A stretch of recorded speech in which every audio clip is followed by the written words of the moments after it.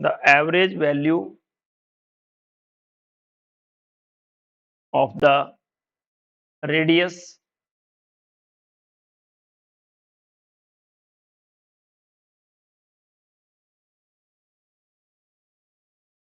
in the 1s state of the hydrogen atom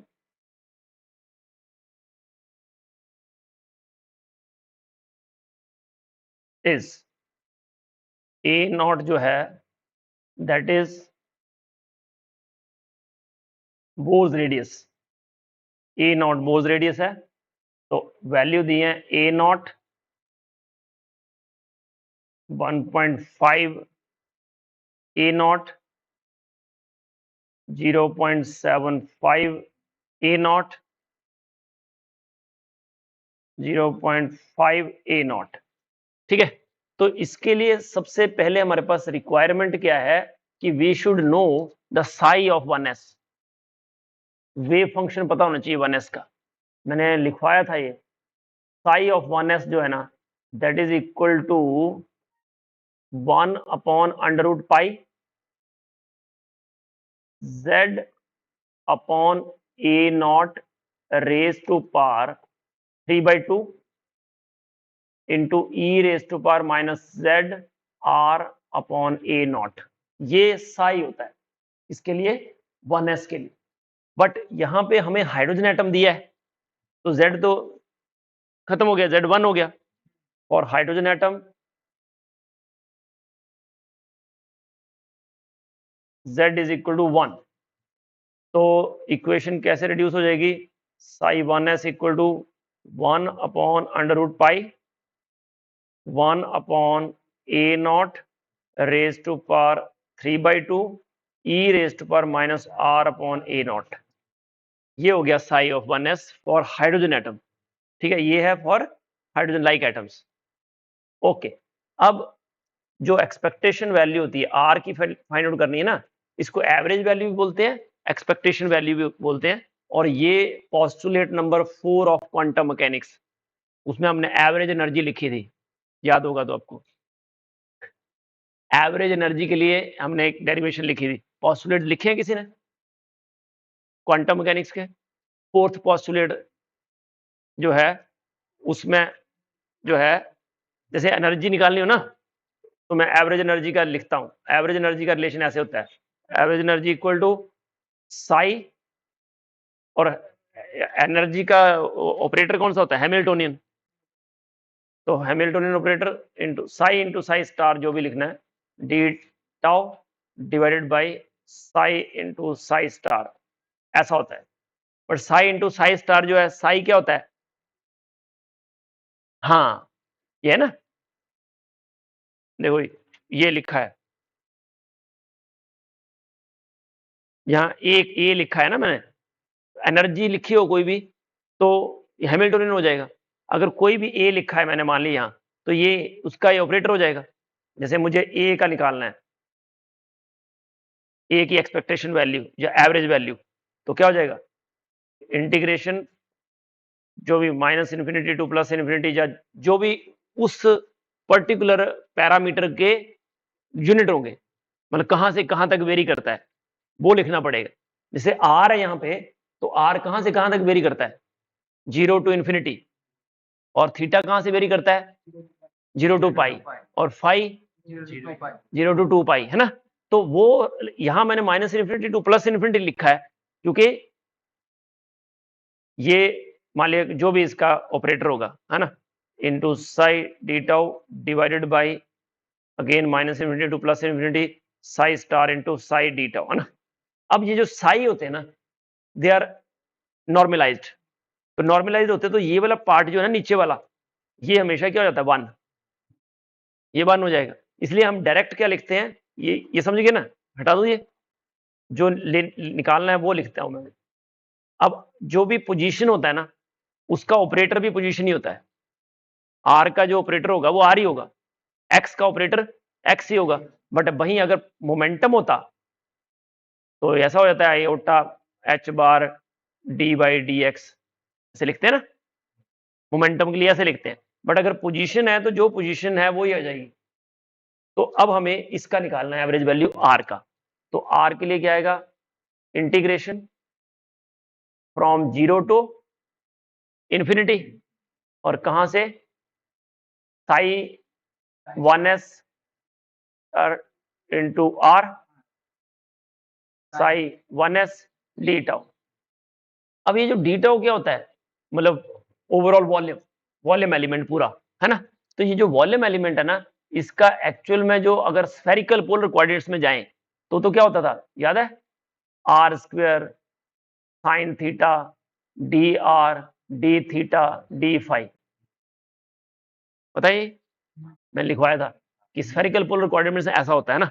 but in general हम क्या कर देते हैं कि ये आपको आर निकालना है तो थीटा और फाई तो काम के नहीं है, तो हम सीधा उसकी वैल्यू लिख देते हैं। ये क्या आ जाता है, 4 pi r square d are की वैल्यू कितनी होती है, 4 pi r square d are. कैसे आती है उसके लिए अलग पूरा कंसेप्ट है कि जो साइन थीटा है, जैसे फाई है, तो फाई भी अलग ही टर्म है, इसको ये चेंज नहीं होगा, है ना, क्योंकि आर ही की बात कर रहे हैं हम। तो डी फाई और डी थीटा वाली वैल्यूज क्या होंगी, कांस्टेंट। तो डी फाई की वैल्यू कितनी हो जाएगी, कहां से वेरी करेगा, 0 टू 2 पाई। तो मतलब 5 फ्रॉम 0 टू 2 पाई कितना हो गया, 2 पाई माइनस 0 मतलब 2 पाई, इसकी वैल्यू 2 पाई आएगी। तो ये वाला टर्म कैंसिल हो गया, 2 पाई लिख देंगे यहां। फिर साइन थीटा कॉस थीटा, अच्छे से लिख देता हूं यार अब आप, ये तो समझ में आ गया आपको कि इसका 4 pi r square d are सीधा लिख सकते हैं। कैसे आता है वो मैं अलग से आपको एक एक करके बता देता हूं। पहले हमने किसका वैल्यू निकाला, डी फाई का। डी फाई जो है, total value of d phi, वो 0 से कहां जाता है, इसलिए हमने लिखा फाई 0 से 2 पाई, 2 पाई माइनस 0 मतलब 2 पाई। तो मतलब d phi is replaced by 2 pi. अब बचा दूसरा टर्म थीटा वाला, sine theta, sorry sine theta d theta, क्योंकि आर के रिस्पेक्ट में तो हमें करना है इंटीग्रेट, पर sine theta d theta varies from 0 to pi. तो साइन थीटा की इंटीग्रेशन क्या होती है, माइनस कॉस थीटा। देखो डिफरेंशिएशन जो है वो कॉस थीटा होती है, और इंटीग्रेशन जो है माइनस कॉस थीटा होती है, ठीक है। तो ये हो गया, तो माइनस कॉमन ले लो, तो ये क्या हो जाएगा, कॉस पाई माइनस कॉस 0। अब कॉस पाई की वैल्यू कितनी होती है, -1। कॉस पाई का वैल्यू होता है -1, और कॉस 0 का 1। तो ये माइनस ऑफ -2 मतलब 2 आ गया। तो साइन थीटा डी थीटा किससे रिप्लेस कर देंगे, 2 से, और डी फाई को 2 पाई से, तो टोटल 4 पाई हो गया। तो इसलिए मैंने डायरेक्ट लिख दिया d tau equal to 4 pi r square d r. समझ में आ गया इतना, ओके। इसको अलग से भी हम निकाल सकते हैं सिर्फ आर को कंसिडर करके, कि ऐसा वॉल्यूम एलिमेंट लें, और 10th में करते होंगे आप कि एक ये खेत है स्फेरिक स्फेरिक मतलब सर्कुलर, और उसमें दूसरा खेत है बड़ा, और इनके बीच में फेंसिंग करनी है या पेंट करना है, तो इसमें इसका एरिया फाइंड आउट करो या वॉल्यूम फाइंड आउट करो। एरिया नहीं वॉल्यूम, स्फेरिकल स्फेरिकल लेते हैं, है ना। हाँ, तो ये बड़ा वाला छोटे में से वॉल्यूम माइनस हो जाता है, तो भी आ जाता है ये, दिखाऊं करके, ठीक है, पता है ना, तो ठीक है, ओके। तो अब इसका आर का वैल्यू निकालना है, ठीक है। तो it is equal to integration कहां से, 0 टू इन्फिनिटी, 0 से इन्फिनिटी इंटीग्रेशन कर दिया, और साई 1s। अब देखो साई 1s और साई स्टार 1s दोनों सेम ही होंगे, क्योंकि आयोटा नहीं है, ठीक है ना। अगर आयोटा हो, जो नए आए उनके लिए, साई अगर a प्लस आयोटा b हो, तो साई स्टार, इसको बोलते हैं कॉम्प्लेक्स कॉन्जुगेट ऑफ साई, तो वो हो जाता है a माइनस आयोटा b। ठीक है। बट यहाँ पे जो साई 1s लिखा हमने उसमें कहीं भी आयोटा टर्म नहीं है, तो जो साई होगा वही साई स्टार होगा। तो सीधा लिख दिया मैंने 1/√पाई 1/a0 raised to power 3/2 into e raised to power minus r/a0 into r into again 1/√pi 1/a0 raised to power 3/2 into e raised to power minus r/a0 into d tau 4 pi r square dr। Done. तो अब क्या करो, जो constants हैं उनको बाहर निकाल लो। 1/√पाई 1/√पाई, तो 1/पाई आ गया बाहर, इंटू 4 पाई, 1/√पाई और 1/√पाई दोनों जो है 1/√पाई का स्क्वायर हो जाएगा, तो मतलब 1/पाई हो गया और 4 पाई बाहर आ गया। और क्या बाहर आ सकता है, 1/a0 रेज़ पर 3/2, 1/a0 रेज़ पर 3/2 कितना हो गया, 1/a0 रेज़ टू पावर 3, ठीक है ना, क्योंकि 3/2 3/2 3 हो गया, ये इतना बाहर आ गया ना। बाकी आर, बाकियों में आर है इसलिए उनको अंदर ही रखेंगे। तो 0 टू इन्फिनिटी एक आर ये है और ये आर स्क्वायर है, तो कितना हो गया आर पावर 3 और साथ में ई रेज टू पावर बोलो minus r by a naught, e raise to power minus r upon a naught, तो ये भी ऐड हो जाएंगे क्योंकि बेस सेम है, ई है, तो ये क्या हो जाएगा minus 2r upon a naught, ठीक है, इंटू डी आर।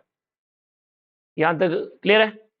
तो ये पाई से पाई कैंसिल हो जाएगा, तो आ जाएगा अपने पास 4 upon a naught cube integration of 0 to infinity r cube e raise to power minus 2r upon a naught into d r, ठीक है। तो अब आपको एक फॉर्मूला याद रखना है। देखो पहली कंडीशन क्या थी कि आपको साई 1s पता होना चाहिए था, है ना, जनरली पता नहीं होता है, बट एक बार आप कर लोगे क्वेश्चन तो आपको याद होना चाहिए कि ये याद होना चाहिए हमें कि साई ऑफ 1s ये होता है, ठीक है ना। अब आपको दूसरा फॉर्मूला ये पता होना चाहिए, इंटीग्रेशन में बहुत बार यूज होगा ये, x raise to power n e raise to power minus beta x, अगर ऐसा कुछ रिलेशन है, ठीक है, तो आपको क्या करना है, पहले तो n फैक्टोरियल जो x की पावर है वो divided by beta raise to power n plus 1,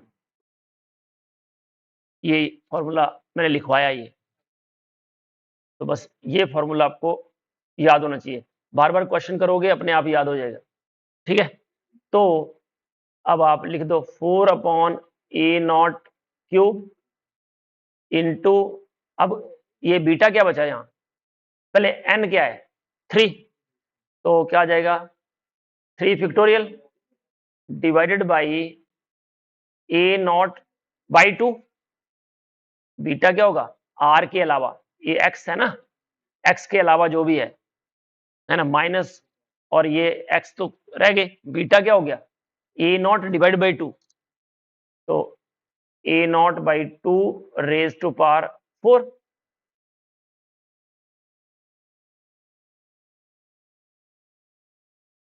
sorry sorry sorry sorry sorry sorry sorry 2 upon a naught है ना, I am sorry 2 upon a naught raise to power 4, ठीक है।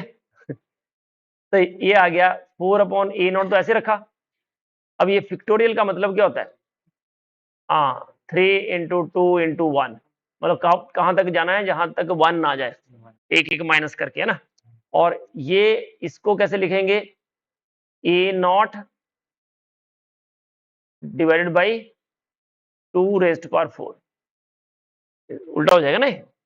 तो यहां से ये रिलेशन बन गया 4 into 3 into 2 into 1 divided by 2 2 2 into A naught, है ना। ये मैं इतने इसलिए लिख दिया क्योंकि ये कैंसिल हो जाएंगे सारे। तो क्या आएगा 3/2 ए नॉट, मतलब रिलेशन आ गया 3/2 a naught means 1.5 of a naught. तो ये अपने पास वैल्यू आ जाएगी, ठीक है। तो this is the average value of radius. तो बी ऑप्शन करेक्ट होगी। कैसे किया पूरा समझाया, क्योंकि ये फर्स्ट क्वेश्चन आप कर रहे हो ना इससे रिलेटेड, इसलिए आपको लग रहा होगा। बाकी बार बार करोगे आपको पता चलेगा अच्छा ये ऐसे होते हैं, ऐसे चलते हैं, ठीक है ना। और वैसे भी ये average value of radius, most probable radius of hydrogen atom, वो याद ही हो जाती है। मोस्ट प्रोबेबल कौन सी होगी, बोर रेडियस, उसके लिए भी पूरा रिलेशन है, बट वैल्यू आती है a naught, most probable radius of hydrogen atom, that is a naught. और average radius of hydrogen atom that is 1.5 times of a naught. और ए नॉट क्या है, बोज रेडियस, और ए नॉट की value कितनी होती है 0.529 एंगस्ट्रॉम। ए नॉट की वैल्यू इसमें तो सीधा ए नॉट से ले लिया ना, अदरवाइज ए नॉट की वैल्यू होती है 0.529 एंगस्ट्रॉम।